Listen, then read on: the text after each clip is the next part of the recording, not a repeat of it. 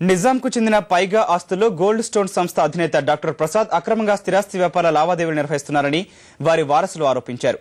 హైదరాబాద్ చుట్టూ ఉన్న 27 గ్రామాలకు చెందిన భూములు, ఆస్తులు కొనుగోలు చేసినట్లు గోల్డ్ స్టోన్ తప్పుడు పత్రాలు సృష్టించిందని అన్నారు.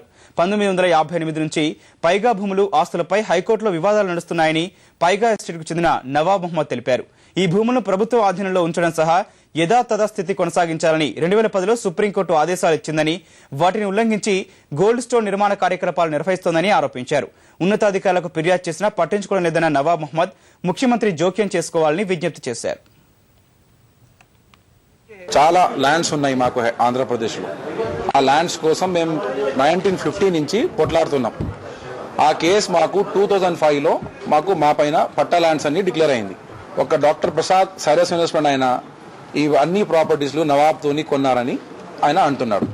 గోల్డ్ కంపెనీకి చైర్మన్ ఆయన. ఇప్పుడైనా మేము మా ల్యాండ్స్ దగ్గర పోతే ఇది నేను కొన్నాను, నేను ఇది చెప్తున్నా, నేను ఇక్కడి నుంచి కొన్నాను, హైకోర్టు ఆర్డర్ దగ్గర నుంచి హైకోర్టు ఆర్డర్లు తీసుకువచ్చి మమ్మల్ని పరేషాన్ చేస్తుండ్రు. మాకు ప్రభుత్వం నుంచి, గవర్నమెంట్ నుంచి ఏం కావాలంటే ప్లీజ్ ఒక ఎంక్వైరీ పెట్టండి.